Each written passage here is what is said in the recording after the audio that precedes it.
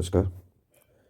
कृषि कानूनों में जो आशंका किसानों को दिख रही होगी, किसान नेताओं को जो दिख रही होगी, वो छोटे किसानों का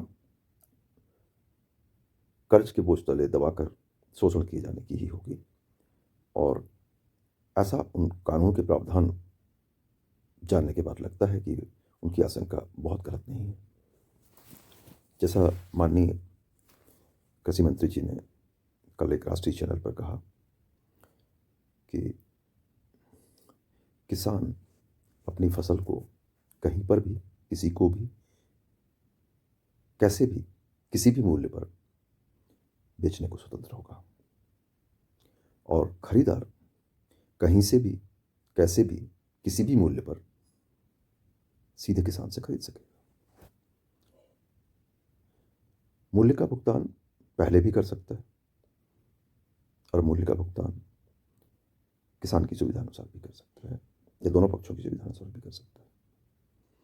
तो यह तो वही पिछला साहूकारी सिस्टम वापस आता हुआ लगता है, जिसमें कि किसान को जरूरत के समय कुछ पैसा दे दिया जाता है और फिर उसे उसकी फसल उधार देने वाले साहूकार के पास उसके चाहे भाव पर बेचने व्यवस्थ किया जाता है।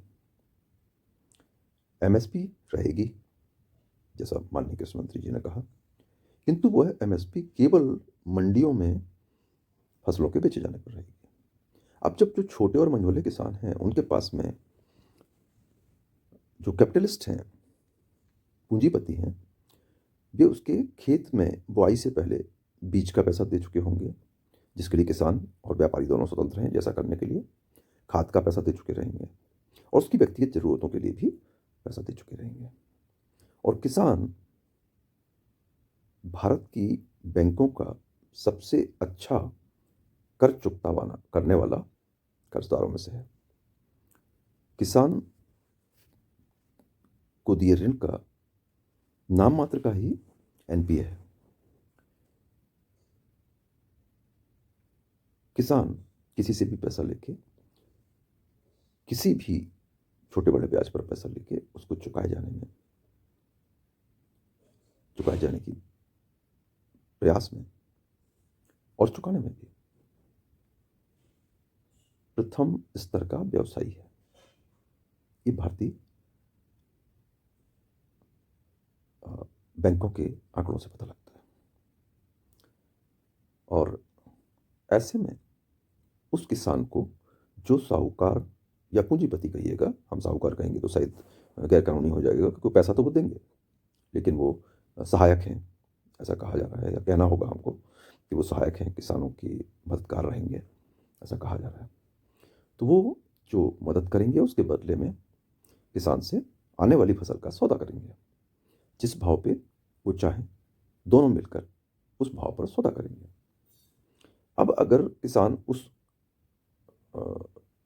एग्रीमेंट से, करार से बाहर निकलना चाहता है तो निकल सकता है किसी भी समय, किंतु जो पैसा लिया है किसान ने वो उसे चुकाना होगा।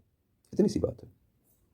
अब वो चुकाएगा कहाँ से? तो उसके लिए भी रास्ता दिया हुआ है कि आप वो अपनी अगली फसल से चुका सकता है या अगले सालों की फसलों से भी चुका सकता है।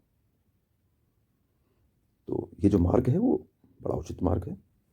किसान जो एक बार पैसा यदि ज़्यादा ले लिया है और फसल नहीं हुई, उतना नहीं दे पाया, या किसी कारण वो फेल हो जाता है, जितना पैसा लिया है उसको चुकाने के लिए उसको एक तो यह रास्ता है कि वो अपनी कृषि किसी और को बेचकर उसका पैसा चुकता कर सकता है।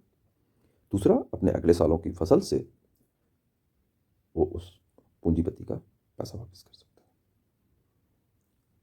और अगले सालों की फसल भी का भाव भी वो पूंजीपति या उसके प्रतिनिधि और वो किसान मिल बैठकर तय करेंगे। लेकिन जो पैसा लिया है वो तो चुकाना पड़ेगा। और इस बीच में एक और प्रावधान पर विस्तृत प्रकाश डाला था माननीय कृषि मंत्री जी ने कि यदि इस करार के एग्रीमेंट के अंतर्गत उस किसान की कृषि में सहायक होने के लिए कोई पूंजीपति उस पर उपकार कर उसके खेतों में यदि कोई निर्माण करता है, कोई व्यवस्था कराता है, प्रोसेसिंग जैसा कुछ डालता है, यूनिट जैसा, या किसी भी तरह से कृषि में अपने सहायता के लिए, भंडारण के लिए ही सही, यदि कोई उसकी भूमि पर निर्माण करता है, तो करार के तोड़ने पर उसे वो जो उसका निर्माण है वो उखाड़ कर ले जाना होगा। यदि नहीं ले जाता है निर्धारित अवधि के अंतर अंदर, तो उस निर्माण पर किसान का अधिकार होगा।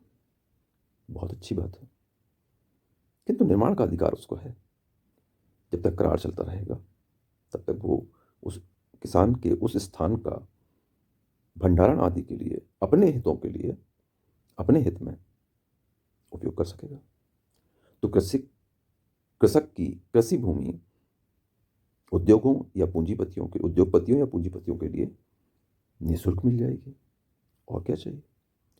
किसान को भी कृषि भूमि बेचनी नहीं पड़ेगी, नहीं बिकेगी, लेकिन उसका उपयोग वो पूंजीपति कर सकेंगे, जिसमें वो उस किसान का उगाया हुआ अनाज भी रख सकेंगे और दूसरों का भी, या उस किसान के उगाए हुए अनाज का के हित में, किसान के कृषि भूमि के हित में उपयोग किए जाने के लिए उस स्थान का उपयोग कर सकेंगे और दूसरों के लिए भी। तो ये तो बड़ी अच्छी बात है कि किसान की खेती खरीदनी नहीं पड़ेगी और बिना खरीदे व्यावसायिक कार्यों के लिए उपलब्ध हो जाएगी, कृषि संबंधित व्यावसायिक कार्यों के लिए। जबकि वर्तमान व्यवस्थाओं के अंतर्गत बाजार भाव से अधिक पर खरीदनी होती है। यदि हमको किसी योजना में किसान की कृषि भूमि अधिग्रहित करनी है, तो प्रशासन को यदि अधिग्रहित करनी है, तो इस तरह तो हमने सांप भी मर जाए लाठी भी न टूटे जैसे प्रावधान कर रखे हैं। और शायद देश का सबसे विकसित किसान, सबसे जागरूक किसान जो पंजाब का किसान कहलाता है, वो शायद इसीलिए चिंतित है,